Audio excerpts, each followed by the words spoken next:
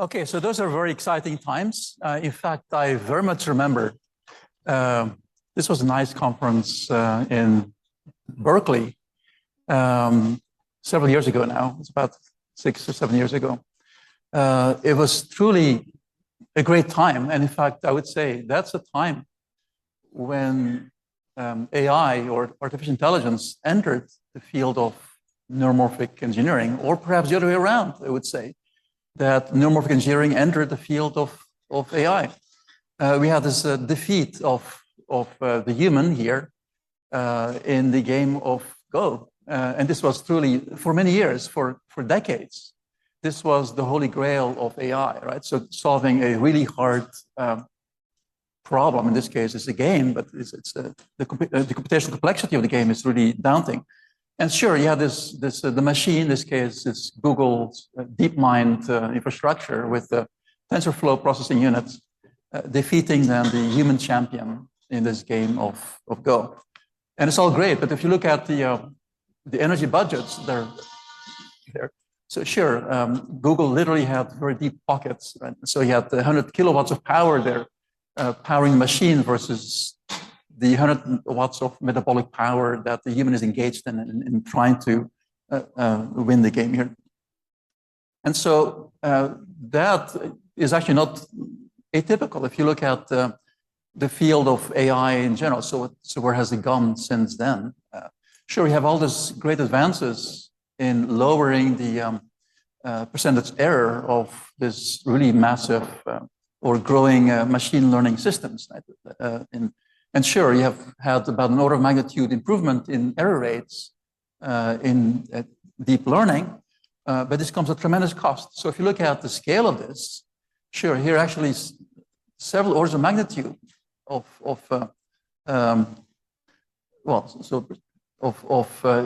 basically computations involved in doing that. So the cost of computing, and so even further, the cost of energy, right, are humongous. And so here talking about 8 orders of magnitude of more compute and more power that just gave this a factor 10 improvement in error. So clearly this is not tenable. And let's look in some of the ways that we can address it. And so I'll focus here on the neuromorphic side of things, where energy and fundamentals of thermodynamics, fundamentals of energy efficiency are really key here. And so it makes sense to compare and look at efficiency and look at fundamental limits here. And the fundamental limits of efficiency, energy efficiency, are rooted in the thermodynamics of basically, let's say, an energy landscape here of a compute or a memory operation. So typically the Landauer limit is defined in a compute framework, but it is also intrinsically a memory limit. How much energy does it take to keep a bit of memory? In this case, you have this energy well, this bistable distribution. And so in order to distinguish two states here, distinct states, it takes at least kT of thermal energy of an energy gap in order to separate the two levels, right? And so that's why it takes kT per bit of storage, roughly. There's actually ln of 2, right? In order to maintain that storage, which also goes with, and you have similar story with compute, right? And let's now compare to what typical systems for the compute or memory actually take. And that's about 10 orders of magnitude difference, right? So here you have two scales here. One scale here is the operations per second per watt, TOPS, right, per watt. And the other is the inverse of that, because after all, TOPS per watt, if you invert it, you get basically joules per operation, right? And so you have 10 orders of magnitude here of difference. And mostly of that is due to the fact that in order to do the compute, you have to get the memory right there. I mean, for do your multiply cumulates. You can only use, I mean, for AI applications, you can only use that memory, the synaptic strength, just once, and you have to move on to other aspect of your network. So there's not really, caching doesn't really help you. There's no great use for caching in AI or deep learning. And so now how does it compare with the brain? So there we have about 10 to the 15 synapses. Neurons fire about 1 hertz, or actually 10 hertz typically. So that gives you 10 to the 16 synaptic operations per second. Each synapse being activated whenever a neuron fires. And roughly you have about 10 watts of metabolic power in the brain. So that gives you a femtojoule per synaptic operation, right? So that's somewhere in the middle of the stack here. And so all the advances in GPUs, FPGAs, right, have only given you a factor 10 or so in efficiency because memory hasn't gotten that much better. So even with this high bandwidth memory, bringing the memory a little bit closer to your compute, still through a silicon interposer, it still costs about 7 picojoules per bit to get to your memory. And so with about 8 bits of typical memory that you need for neuromorphic or other AI compute, so that's about 50 picojoules per Mac, and that's what here. So, and then of course, computing memory has given great advances in efficiency, typically in the order of picojoules per Mac. And I'll show you today how we can actually get at close to this femtojoule per multiply cumulate with memory-stuff computing. And in fact, we can even go beyond that if you use adiabatic energy recycling techniques for actually even going beyond the nominal Landauer limit. Basically not overcoming the energy barriers, but actually modulating the energy barriers in an adiabatic fashion. So that's the story for today. And so you all know the field of neuromorphic computing.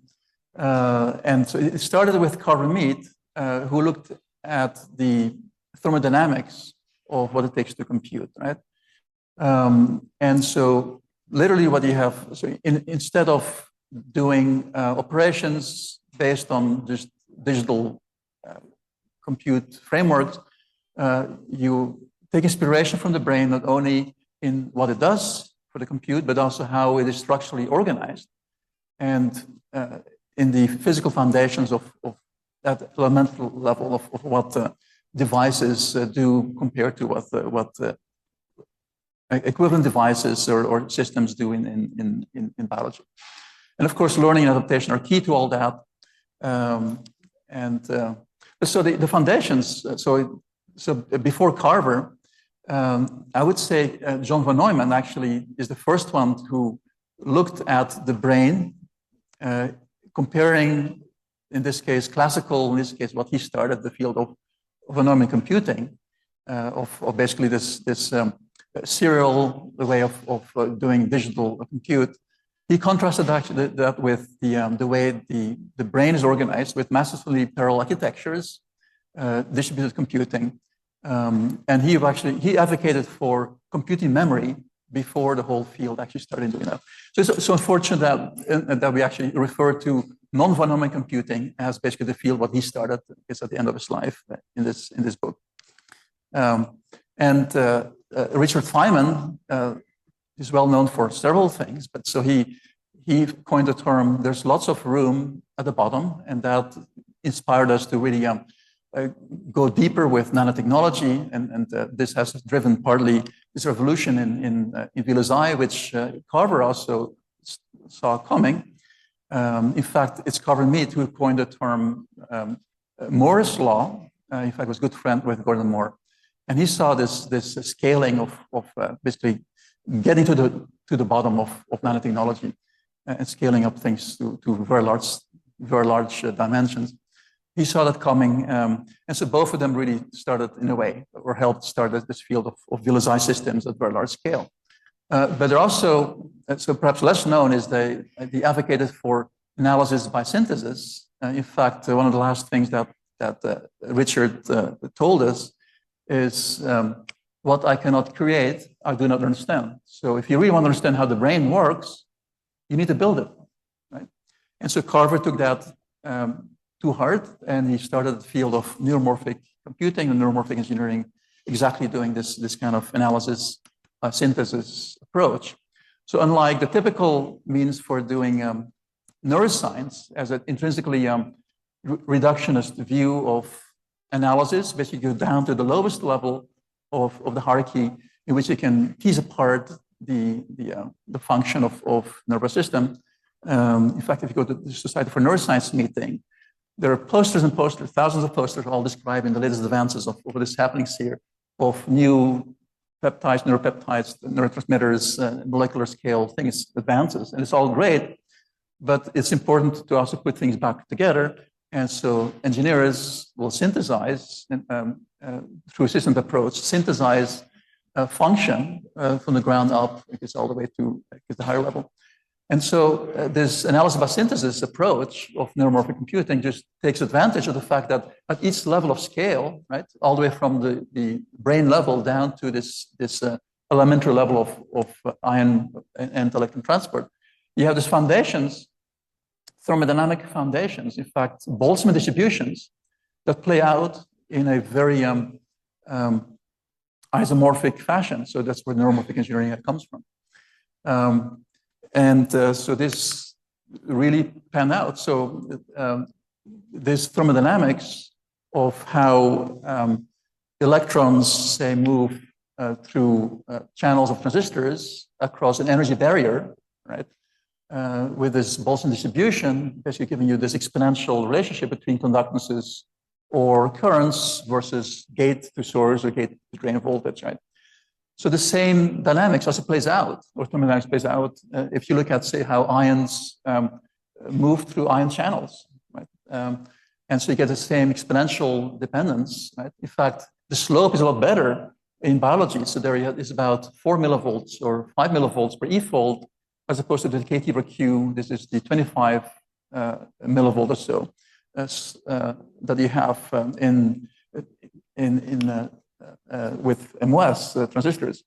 In fact, that's why biology is able to really operate with power supplies that are about 100 millivolts, as opposed to the several hundred millivolts it needs in silicon. But yet you can really exploit this. So in silicon, you exploit the same exponential dependence here. This 4 orders of magnitude of dynamic range in currents or conductances over, in this case, gate voltage, this membrane potential, right? And you also have this above threshold kind of relationship, very interestingly. So there's, and above threshold has a different meaning in biology than it has in semiconductors, but it's still quite interesting. So, and so Carver Mead started this field. In fact, also Eric Vito in Lausanne, right? Of using this threshold analog dynamics of transistors to really make systems that scale, where you get this large dynamic range of operations that basically emulate directly the biology, right? So Cauwenberghs at that time was doing this models of say the ganglion cell responses, right? So you have all these conductances, of course you have photoreceptors, and then conductances of different layers in the retina modeled here, right, on the focal plane, and a whole generation of silicon retinas started from that work. In fact, you can take that to the other extreme, so in a more engineering fashion, you can combine just a few more transistors beyond a traditional active pixel sensor, APS, for looking at these temporal differences, basically modeling American cells in the retina, basically coding temporal events on the focal plane, right? I guess intensity rise and fall events, right? And so these are now called, they're called dynamic vision sensors. And so, and our latest work has shown that you can actually bring this down to just a few picojoules of energy per synaptic, per spike event. You can do some great image compression on the focal plane. And so the vast majority of the latest state-of-the-art computer vision architectures take advantage now of this event-based representations. Right? So you can definitely do all this great sensory and coding work. Of course, the key is now to do something with all those spike events. And that's now where the field of neuromorphic computing has been making advances over the last 20 or so years. Right? So modeling basically cortical computation in this event-driven fashion, right? With this reconfigurable systems that model this, in fact, not only the communication of events across multiple chips, but also then actually model the actual connectivity of a network in a reconfigurable fashion by basically having lookup tables that define basically the connectivity of your network in a totally reconfigurable and adaptable fashion. And so we have had several advances in the field. I'll just, I can go, so I'm giving a summary there. So here is the key to all this, right? So we have now this reconfigurable dynamical systems for implementing neuromorphic computing. And so how does it all scale? And it's important to consider both the complexity of the task as well as the complexity of the hardware. And for many years, with Moore's law, we have been inching up this log scale, right? Basically having this exponential advances. Basically means you have this going up in the scale here, right? Of getting better compute, all that, right? And of course, with that came all this linear scaling in the log of complexity, which we haven't noticed much advances here, right? But so at best, with traditional digital compute, right? If you want to find exact answers, the best you can do, even with all this different dynamic programming or whatever techniques or A-star, at best you have scaling of your machine that is right on this log scale, linear, which means a slope of 1. In fact, it's even worse than that due to Amdahl's law. The fact for larger systems, you get a bigger disconnect between your memory and compute, and communication becomes a bottleneck. Now, the premise of neuromorphic computing has been, I would say, the blessing of dimensionality. So the higher dimensions you go in, right? So things get better as far as, right?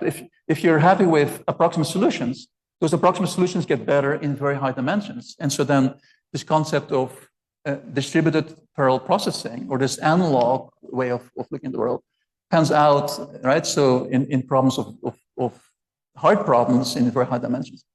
Still, it's important to abstract them from this complex world to lower dimensional representations. And so that's where deep learning is important. But neuromorphic engineering is then important to actually being able to get at the levels of scale. You need at least 10 or 15 synapses if you want to model anything, what our brains are doing. Otherwise, if we could do all this general AI with fewer synapses, evolution would have gotten rid of most of them. Right? So you definitely want to get that level of scale. And so it just naturally decomposes so that the problem of those complementary approaches of deep learning and neuromorphic engineering naturally will decompose your overall metric of minimizing energy per task in terms of energy per operation times your operations per task. And so the operation per task, of course, is a matter of tinkering with the algorithms, and that's where some of the deep learning or other algorithmic approaches can come in. But then so at the neuromorphic engineering level, at the device level, it pays off to do this computing memory approaches where it can really lower then the cost. In this case, you go down from picojoules per multiply cumulate to this femtojoules per synthetic operation, as I just mentioned in brain level synaptic compute. And bringing the memory, in fact, what you do is not that you're bringing the memory into the compute, you actually bring the compute inside memory arrays, and that's really where all the advances in the field. And so, yeah, so you have there's two complementary approaches. There's mostly engineering approaches towards lowering this cost of the compute, right? And so then you have also advances in computer science, neuroscience, cognitive science for then lowering the cost of the actual computation itself, right? And those go hand in hand. I'll just highlight a few important ones here, right? So you want to get to scale. So it's important to push boundaries of nanotechnology and lower the energy, as well as also ensuring that it can actually connect across these networks at scale. So here is a brief summary, and this is actually about 5 years old now, so this is not, so since then we have had other advances. For instance, now Loihi has had a new version, Loihi 2, which is of course better than this one. Also, Spinnaker is now in a second generation, right? There's now Spinnaker in 2013. Now there's greater advances that we heard about yesterday too, right? So Spinnaker 2 is also vastly improved. Still, IBM True North is the largest system with 1 million neurons and 250 million synapses on a single chip. And there have been some other advances. For instance, Charlotte Frankel has a beautiful chip for digital compute. There have been fewer advances over the last 5 or 10 years in analog, but so still there's Heidelberg fastest base scale system, Stanford's Neurogrid, and as we have at UCSD, you also developed the IFAT, the integrated fire array transceivers. Right? And so the bottom line here is that you look at the cost of compute, and that's typically around picojoules or tens of picojoules per synaptic operation, right? So that's one way of looking at it. Now, clearly, there's much more involved in making reconfigurable, large-scale reconfigurable computation, and so it's important to consider how things are interconnected. And so there's, again, important to consider how the issue of long-range connectivity is handled in the brain. So there we have white matter and we have gray matter. So the gray matter is all about the synapses doing the hard work, right? And that's where you get this flexibility of basically the learning is all taking place at a synaptic level. That's the gray matter. But you also have the white matter. It's equally important. It's the communication. And so there you take advantage of the fact that you have a small world, typically, of connections. So you want things to be locally dense, and that's what the gray matter gives you. But you also want your network naturally to be globally sparse in this small world topology that you have. Right? So not every neuron in the brain, of course, is connected to any other neuron in the brain. That would be totally unscalable. You can't connect, so that would be 10 to the 12 squared, it'll be 10 to the 24. Right? So clearly, you only have 10 to the 15 connections. So there's definitely, you get a sparse connectivity. The sparsity is really constrained at the global level. And so locally, you get still really dense connectivity. So it makes sense to have architectures that are more like a small world, which means, so there are tree-based architectures, right, where you just have a few hops in your architecture to reach, say, your full scale. We're all connected with just, in the world, we're all connected with just 6 hops, right? So that's all it takes to connect any 2 people in the world. And so if you get, and that assumes that you have a hierarchical means, right, for connecting. And so tree-based architectures will naturally lend to that. Now, the challenge is to combine these tree-based architectures with this arbitrary connectivity of the gray matter. And so that's done, so we call this hierarchical address-event routing. Rajit yesterday also showed some approaches to doing that. So basically, you can use hierarchical architectures with trees, right, that implement then your large connectivity. So in this higher IFAT architectures, so again, hierarchical address-event routing, integrated fire array transceivers, right? So you have at the gray matter level of synapses, you have those dense arrays, in this case of neurons, implementing dendritic computation, connected through this address-event framework of these transceivers, right, at the interface of the chip, where spikes come in, synaptic events come into the chip, are delivered to neurons, and then when a neuron fires, an event is then registered and output, right? So this framework is internally analog, externally digital, where you have this spikes coming in and spikes going out, and so that implements efficient neurodynamics of the actual dendritic trees here. In this case, just 2 basically elements. So you have basically soma. Also, you have 2 dendrites. You basically have proximal and distal dendrites implemented here.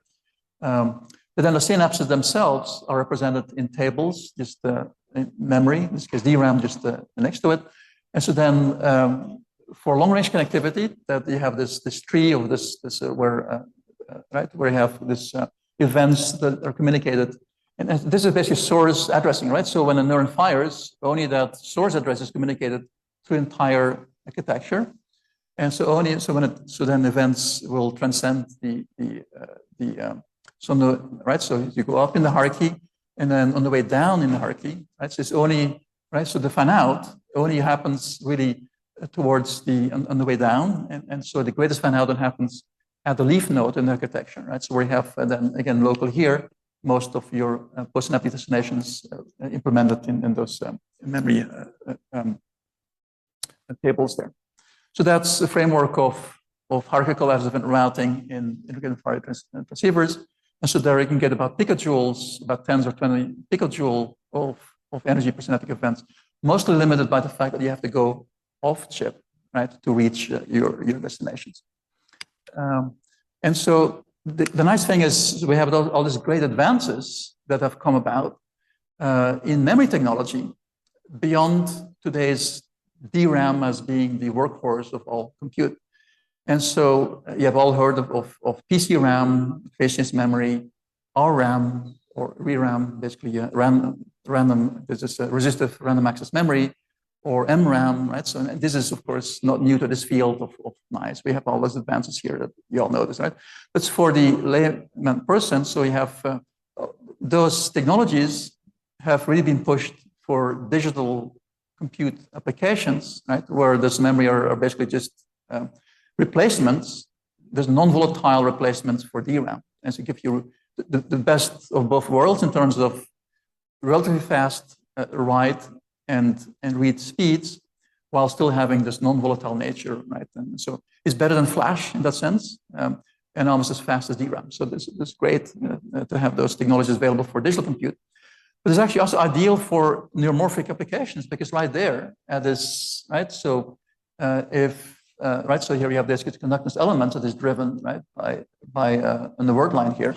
So you can have a presynaptic action potential, directly derive the word line, activating that synapse here. There's, right, this synaptic conductance here. And then on the bit line, which is your dendrite or dendritic tree, so there you can accumulate all these currents. And so right there you have as biophysical of a synapse that you can get. It's a conductance-based synapse, right? And so you don't have to do anything to your technology, your memory technology. You can just use the same stack. In fact, you can even stack on top in 3D on top of your CMOS. All you have to do is change the CMOS. And so all the technology is being developed, right, by this multi-billion-dollar industry, can right of memory of non-volatile memories can directly be leveraged, right, for neuromorphic computing, with the caveat that most development actually still have those devices being fast, typically bistable switching. And so as neuromorphic engineers, we have to figure out how to make that slower, and rather than operating with kilo ohm or so resistances, we want this to be giga ohms, right? So those are device level optimizations that we want the community to do for us. But at least the workhorse of technology is available to us and can be used. And so neuromorphic engineers have taken crossbar arrays of those memory elements for doing fully parallel compute. Of course, taking advantage of the fact that you can just sum currents along the lines, and so you can do all these operations all fully in parallel, right? So inputs and outputs along perpendicular lines, right? You can even do synaptic plasticity, such as spike time independent plasticity. So implemented this was a paper by Kuzum, Dewey Kuzum, and also in Philip Wong's lab. So this same, and so typically this has been done with this crossbar arrays, and then CMOS is typically has been an afterthought. But you can actually integrate those fabrics, those crossbar arrays, right, with those integrated fire array neurons, right, on a finer grid. So let's say to implement a network of 256 by 256 fully connected neurons. Typically what you do is you would have 256 drivers on one side and 256 receiver neurons, right, on the other side, on the other complementary side. Well, you can actually take a 16 by 16 array of those neurons and impose them underneath the array of your synapses, and you just have to connect, make a few connections just locally for each neuron. And this way, you can actually have scalable interconnects. In fact, so you can implement them an additive event routing framework where at the core level, you can actually have also external events. You can implement the hierarchical additive event routing by then having events coming in and going out of this addressable array of neurons. Right? And you don't have to worry about having those the periphery circuits that typically are much larger than this core of the synapses for implementing then your neural transduction. And so we've taken that in RRAM technology, basically integrating CMOS with RRAM. So in this case, neurons are shown here. Here, actually, the synapses, the constraints of technology typically are, right, you're giving your PDK, your processor kit, and you have to deal with those selected elements. So I guess you couldn't really have your CMOS embedded or underneath of those, but on the side of this, so you can have a 16 by 16 array of synapses, and then one neuron serves that 16 by 16 synapses. And not only can you connect this in an array fashion, in this case, you have the 16 by 16 neurons, right, and the subarrays of synapses, but you can even redirect the flow of your connectivity by just flipping a switch. So rather than connecting that neuron with inputs, say, along your vertical line and outputs along the horizontal line, you can flip that. You can switch that by just literally flipping a switch at the neuron level. And this way, you can accomplish transposing the direction of the flow through your array of synapses. And this is very important because then you can do not just things like backpropagation, where you can go back to your network for backpropagating the error for doing basically learning. But this framework is also extremely important for generative learning. And in fact, there's some other advances here in this technology based on that gives you very low power. Basically, now 13 femtojoules per operation is much lower than a typical data factor 2 lower than state of the art here. But so this generative learning has become very important. So you all have learned about generative AI, this transformer models, right, for large language models. So AI is, in fact, when deep learning started, it started as a generative AI framework. In fact, the first deep learning architectures were based by Jeff Hinton, right, on Boltzmann machines, right? And those are truly generative models. So with Boltzmann machines, right, so you have this so rather than doing inference, so you give inputs and then you get symbol outputs. You can also revert that flow. And so with generation, for a given set of symbols, basically a representation of a concept, you can now generate the distribution of your inputs, right? And basically this allows you to sample. You can do Bayesian inference, right? In a very efficient manner that way. And so then all it takes is basically revert that flow, right? And so in fact, in Boltzmann machines, you use what's called Gibbs sampling. You can go back and forth iterating between this inference and generation, right? In such a way they can actually fill in the blanks of missing information that you have in the network. You can do Bayesian inference, right? And so this framework is also extended now with, so that's Boltzmann machines, but variational autoencoders also have the same framework, right, of this inference and generation that can happen at the same time. And so we can do this now very efficiently. So in fact, here's an example demonstration of that, right? So let's say you present a digit 6, and let's say you include a few pixels here, right? So it looks less like a 6. And so now you throw the network at it. It will not only classify it, so that's your inference, but with this Gibbs sampling, it will also give you then, it will regenerate the 6 or typical 6 of what it should have been. And so in general, so this allows to do Bayesian inference, right? And all this is done at much lower energies. So this Boltzmann machine implementation here is implemented basically with this crossbar array of synapses. At much lower energy than the digital compute implementation. So we have taken that further. So here we have then, so that's work that we reported in Nature last August, where we have now 48 cores of those crossbar arrays with RRAM integrated neurons. And so there we get so the holy grail of neuromorphic computing is you need to accomplish 3 things. First of all, you want to be extremely efficient. and it's easy to be efficient just having this computer memory arrays, right? But the hard thing is to actually have those dedicated architectures do general compute. And typically, digital can do that in a very easy fashion because you can just program, right? It's much harder to reprogram or reconfigure the analog systems. So with this reconfigurable architectures, right, with this arrays of crossbar arrays and then those interconnected cores, you can actually map almost any. We can actually map almost any architecture or any model onto this crossbar, on those grid of cores, and also get performance that is comparable to that of digital systems, right? So, and typically you have to choose between those three, right? And with digital, you can always get really great accuracy and great versatility. But then here you can also get great efficiency by combining all this in mixed signal fashion.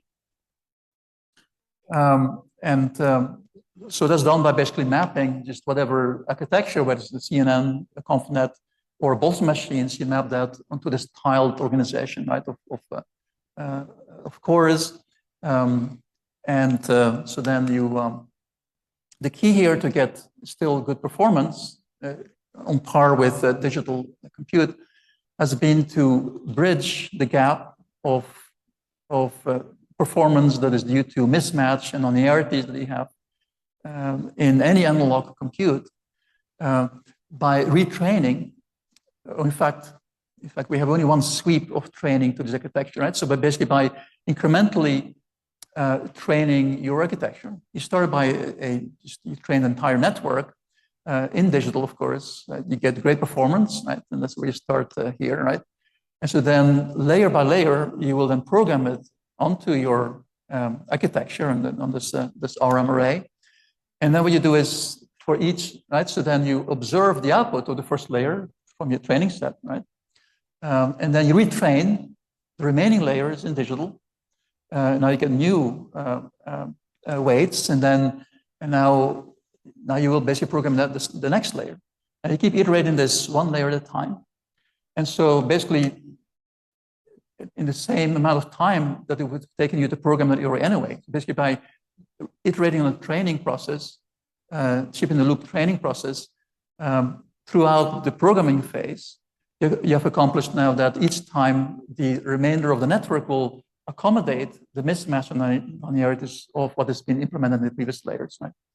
And so you can get about maybe 1% loss, right, in accuracy this way, as opposed to the drastic loss that you would have gotten if you just directly program your network from what you learned. So that's a demonstration where learning, chip in the loop learning or training can really give you performance on par with digital systems. Now you can even get better than that. So if you take advantage of the stochastic nature of your hardware, the same way as biological brains take advantage of stochasticity at the synaptic level, you can actually do better than that, right? And synaptic failure rates for synaptic connection or transduction in biological synapses is about more than 50%, 70%, right? So the actual process of the release of neurotransmitters, binding, right, on the postsynaptic side, that's a highly stochastic process. And clearly this is not a bug, but this is a feature that nature has exploited for doing really stochastic learning and computation. In fact, AI systems have emulated some of that by doing this drop out and drop connect. Because basically injecting noise during the training process will actually help generalize, get better generalization performance. So it's a desired feature. So why not actually take advantage of the intrinsic variability that you have in your hardware? And so if you match the statistics of what the hardware is doing with the stochastic elements during the training process, then you will actually you may actually get better performance, right, at inference. And so we exploited also in that earlier work, basically doing Boltzmann machine learning, taking advantage of this intrinsic variability of of synapses. So that's okay. So that's the story about stochastic compute, and get really to about a factor 10 away from the femtojoules per mag. So here, actually, about 15 years ago, with charge domain computing, we're able actually to get even beyond that mark of a femtojoule percent compression, owing to doing charge domain computing. Basically, in this case, you don't have conductance-based synapses, but here we have charge-coupled elements that implement this synaptic transaction. And more than that, we're able to actually recover, recycle the CV squared energy, the electrostatic energy that it takes for doing the compute, by basically coupling that externally to the array with an inductor.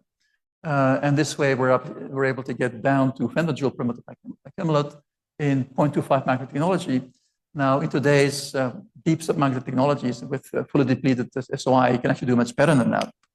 But so the principle is actually very simple. You never close a switch unless the voltage across it is zero, and you can just time it right by having this hot clock. And so you can ensure that when you close a switch, right, the voltage is zero, and then this way you can still charge a capacitor directly coupled then to this external tank at resonance. And so this way we actually accomplished about recovering about 95% of the energy that would have taken otherwise, right? So that's it's all great. So that's where we are as far as efficiency. I'll also make a plug here to the neuromorphic community. We have this exciting workshop every year in the mountains of Telluride at 10,000 feet. It's been ever since this was 1994 or 1995 when it started. In fact, Carver Mead wasn't the first meeting, and he actually suggested the venue for the meeting because right next door to that is one of the very first power stations, Tesla, etc. Right, so they have this first the AC power station, as opposed to the DC power station in New York. Right, it was Westinghouse. Right, and so there we got this really revolutionary way of AC power distribution. Right. So why not have Telluride as a venue for revolutionary advances in AI? And it's still happening, initially in stealth mode, but now the community has been rising. And so we have taken resources. In this case, this is not quite computer memory, but those are basically high bandwidth memory FPGA systems, right? That can serve about 160 million neurons and 40 billion synapses, right? So we've catered that to the community, and it's available over the Neuroscience Gateway. And so we have done up to 2 conferences, 2 Telluride meetings. Again, this year, we'll have a workshop on quantum-like computing or quantum-like neuromorphic computing. And we'll see who wins, right? So where is the supremacy? Is it going to be a quantum supremacy, or is it going to be a neuromorphic supremacy? We're biased, but we'll see what will come out of it. Okay, so I'll probably stop here. But so in fact we can close the loop between neural and artificial intelligence by taking inspiration of biology. And it's very exciting, so that you can take advances of what you learn in biology and to really do all this integrated circuits that not only emulate the physics, but also then able to really get performance that is on par with digital compute systems. And I'll stop here.